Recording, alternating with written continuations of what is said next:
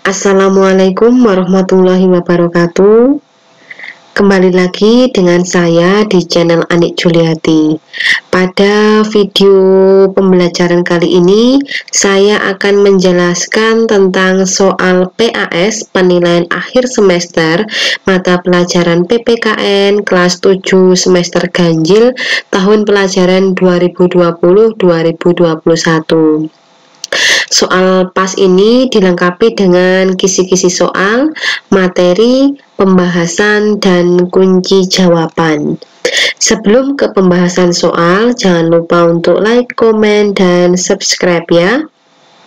Langsung saja kita ke kisi-kisi dan soal PAS. Baik, kisi-kisi dan materi PAS untuk mapel PPKN kelas 7. Yang pertama yang akan diujikan adalah tentang perumusan dan penetapan Pancasila sebagai dasar negara. Nah, kisi-kisinya tentang perumusan dasar negara, yang kedua penetapan Pancasila sebagai dasar negara, yang ketiga nilai semangat pendiri negara, dan yang keempat komitmen para pendiri negara dalam merumuskan Pancasila sebagai dasar negara. Kisi-kisi yang kedua yaitu tentang norma dan keadilan, meliputi macam-macam norma. Yang kedua, arti penting norma dalam mewujudkan keadilan, dan yang ketiga, perilaku sesuai dengan norma dalam kehidupan sehari-hari. Sedangkan kisi-kisi di bab 3 yang pertama yaitu tentang perumusan dan pengesahan Undang-Undang Dasar Negara Republik Indonesia tahun 1945. Kisi-kisinya meliputi perumusan Undang-Undang Dasar Negara Republik Indonesia tahun 1945. Yang kedua tentang pengesahan Undang-Undang Dasar Negara Republik Indonesia tahun 1945. Yang ketiga, arti penting Undang-Undang Dasar Negara Republik Indonesia tahun 1945 bagi bangsa Indonesia. Dan yang keempat, peran tokoh perumus Undang-Undang Dasar Negara Republik Indonesia tahun 1945. Jadi nanti kisi-kisi PAS-nya itu yang akan diujikan hanya bab 1, 2, 3, yaitu tentang perumusan dan penetapan Pancasila sebagai dasar negara, norma dan keadilan, serta perumusan dan pengesahan Undang-Undang Dasar. Baik, saya akan menjelaskan tentang kisi-kisi yang pertama yaitu perumusan dasar negara. Satu kisi-kisi, misalnya saja perumusan dasar negara, bisa jadi muncul 3 pertanyaan, 4 pertanyaan, 5 pertanyaan, bahkan lebih. Jadi saya berharap kalian betul-betul menguasai materi dari setiap kisi-kisi. Baik, soal yang pertama. Badan Penyelidik Usaha-Usaha Persiapan Kemerdekaan Indonesia atau BPUPKI diketuai oleh Rajiman Wedyo Diningrat. BPUPKI mengadakan sidang pertama pada tanggal A. 29 Mei sampai 1 Juni 1945, B. 29 Maret sampai 1 April 1945, C. 10 Juli sampai 17 Juli 1945, D. 17 Agustus sampai 18 Agustus 1945. Jadi yang ditanyakan tentang sidang pertama BPUPKI. Tentunya kalian masih ingat tentang pembentukan BPUPKI. Jadi nanti bisa jadi pertanyaan di soal PAS nanti akan berbeda. Misalnya nanti yang ditanyakan tentang pembentukan BPUPKI tanggal berapa, ketuanya atau wakilnya, atau bahkan sidang resminya. Nah, kembali lagi ke soal tentang sidang pertama BPUPKI, yaitu pada tanggal 29 Mei sampai dengan 1 Juni 1945. Jadi, jawaban yang paling tepat adalah A, yaitu 29 Mei sampai dengan 1 Juni 1945. Baik, dengan kisi-kisi yang sama, contoh soal yang kedua. Beliau merupakan salah satu tokoh perumus dasar negara. Beliau mengemukakan pandangannya mengenai dasar negara melalui pidato pada tanggal 31 Mei 1945. Tokoh yang dimaksud adalah A. Insinyur Soekarno, B. Mr. Muhammad Yamin, C. Profesor Dr. Supomo, D. Profesor Dr. Sutomo. Nah, tentunya kalian masih ingat tentang pendiri negara yang mengusulkan usulan dasar negara. Jadi ada 3 tokoh pengusul dasar negara, yaitu Muhammad Yamin. Ini foto dari Muhammad Yamin mengusulkan dasar negara pada tanggal 29 Mei. Supomo tanggal 31 Mei. Insinyur Soekarno pada tanggal 1 Juni. Nah, bisa jadi ketika pas, nanti yang ditanyakan misalnya usulan dasar negara yang disampaikan Muhammad Yamin adalah yang ditanyakan misalnya usulannya tentang perikebangsaan, kemanusiaan, ketuhanan, kerakyatan, dan kesejahteraan sosial. Kembali lagi kepada soal, yaitu tentang usulan dasar negara yang disampaikan pada tanggal 31 Mei. Berarti jawaban yang paling tepat adalah C. Profesor Dr. Supomo. Baik, kisi-kisi selanjutnya tentang penetapan Pancasila sebagai dasar negara. Soalnya, Pancasila sebagai dasar negara ditetapkan pada tanggal 18 Agustus 1945 oleh A. BPUPKI, B. PPKI, C. Panitia 9, D. Panitia Kecil. Jadi Pancasila itu ditetapkan oleh sebuah lembaga yang bernama PPKI pada tanggal 18 Agustus 1945. Jadi Pancasila itu terdapat pada bagian poin yang pertama, yaitu menetapkan Undang-Undang Dasar. Nah, di dalam Undang-Undang Dasar ini, khususnya dalam pembukaan alinea keempat itu memuat dasar negara, yaitu Pancasila.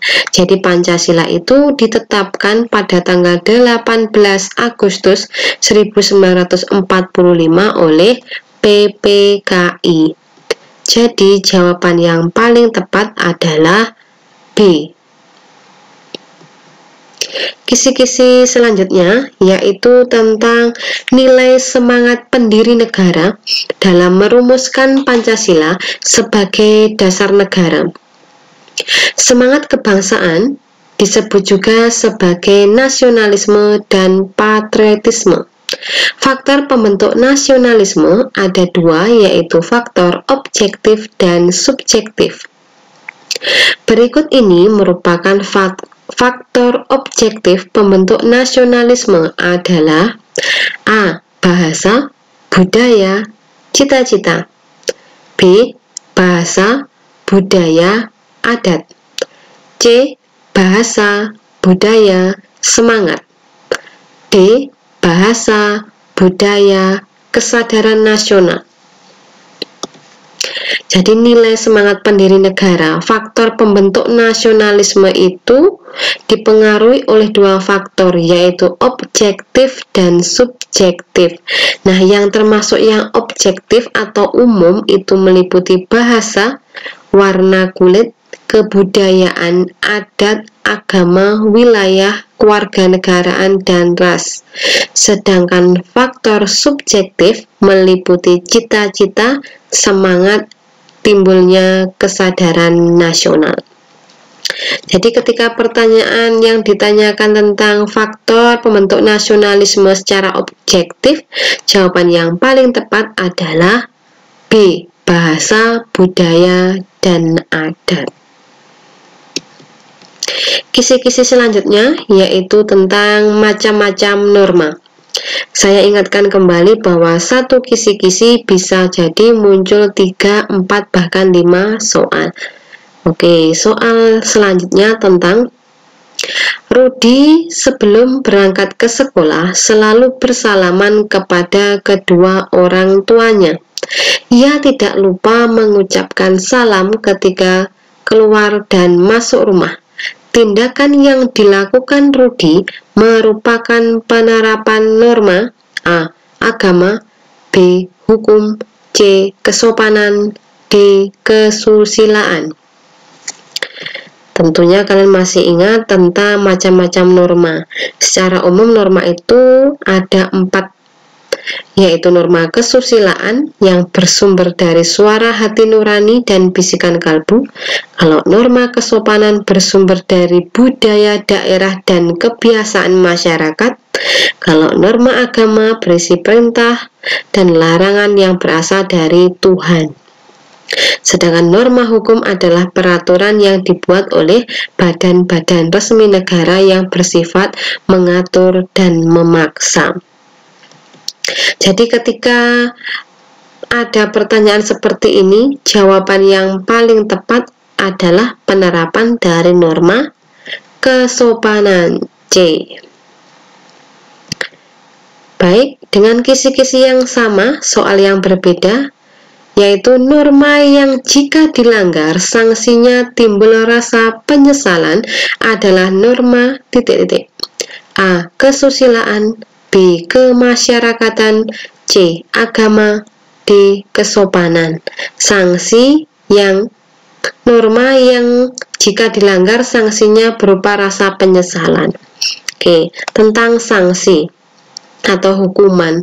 Jadi kalau norma kesusilaan, sanksinya itu timbul rasa penyesalan. Kalau norma kesopanan, sanksinya dikucilkan, tidak disenangi, dan dicemooh. Kalau norma agama, jika dilanggar, sanksinya akan mendapatkan dosa dan hukuman di akhirat. Sedangkan norma agama, jika dilanggar, sanksinya akan mendapatkan denda atau hukuman penjara. Nah, pertanyaannya tadi tentang norma yang jika dilanggar sanksinya timbul rasa penyesalan, berarti termasuk pelanggaran norma kesusilaan. Jawabannya A. Baik, kisi-kisi selanjutnya. Perilaku sesuai norma dalam kehidupan sehari-hari. Soalnya, antrean pengunjung di loket stasiun Malang terlihat panjang dan rapi. Petugas loket melayani pengunjung dengan ramah dan cepat. Tidak satupun pengunjung mencoba menerobos antrean. Ilustrasi tersebut menunjukkan A. Keberhasilan petugas mengintimidasi pengunjung, B. Kepatuhan pengunjung terhadap peraturan, C. Keengganan pengunjung untuk mengikuti antrian, D. Penerapan norma yang tidak pada tempatnya. Jadi tentang ilustrasi ini, ada antrian panjang terlihat rapi, kemudian petugasnya juga ramah dan cepat. Nah, tidak ada yang menerobos antrian. Jadi ini merupakan perilaku yang sesuai dengan norma. Nah, ini menunjukkan ilustrasi yang B. Kepatuhan pengunjung terhadap peraturan, sehingga tidak ada yang menerobos antrian. Baik, kisi-kisi selanjutnya tentang perumusan Undang-Undang Dasar Negara Republik Indonesia tahun 1945. Soalnya, Panitia Kecil Perancang Undang-Undang Dasar pada tanggal 13 Juli 1945 menyepakati tentang A. Pernyataan kemerdekaan, B. Aturan peralihan, C. Dasar negara, D. Lambang negara. Baik, jadi panitia kecil itu mengadakan 4 kali sidang, tepatnya tanggal 13 Juli 1945, 14 Juli 1945, 15 Juli 1945, dan 16 Juli 1945. Jadi pada tanggal 13 Juli itu panitia kecil membahas tentang lambang negara, negara kesatuan, sebutan MPR, dan panitia penghalus bahasa. Sedangkan tanggal 14 Juli 1945 membicarakan tentang pernyataan kemerdekaan. Sedangkan tanggal 15 Juli 1945 membahas tentang rancangan Undang-Undang Dasar, dan pada tanggal 16 Juli 1945 naskah Undang-Undang Dasar diterima dengan suara bulat. Nah, pada pertanyaan tadi yang ditanyakan tanggal 13 Juli 1945 menyepakati tentang lambang negara, negara kesatuan, sebutan MPR, dan panitia penghalus bahasa. Jadi salah satu yang dibahas pada tanggal 13 Juli itu mengenai lambang negara. Jawabannya D. Baik, kisi-kisi selanjutnya tentang pengesahan Undang-Undang Dasar Negara Republik Indonesia tahun 1945. Soalnya, perhatikan pernyataan berikut. 1. Mengesahkan Undang-Undang Dasar 1945. 2. Mengangkat Insinyur Soekarno sebagai Presiden dan Muhammad Hatta sebagai Wakil Presiden. 3. Mengesahkan undang-undang. 4. Membentuk Komite Nasional Indonesia Pusat. 5. Membentuk Partai Politik Indonesia, yang merupakan hasil sidang PPKI tanggal 18 Agustus 1945 adalah A. 1, 2, dan 3, B. 1, 3, dan 4, C. 1, 2, dan 4, D. 1, 4, dan 5. Nah, dari PPKI, sidang PPKI tanggal 18 Agustus 1945 itu menghasilkan 3 hal. Yang pertama, mengesahkan Undang-Undang Dasar 1945. Yang kedua, menetapkan Soekarno sebagai Presiden dan Muhammad Hatta sebagai Wakil Presiden Republik Indonesia. Dan yang ketiga, membentuk KNIP, Komite Nasional Indonesia Pusat. Jadi ketika ada soal seperti ini, jawaban yang paling tepat adalah 1, 2, dan 4. Berarti jawabannya C.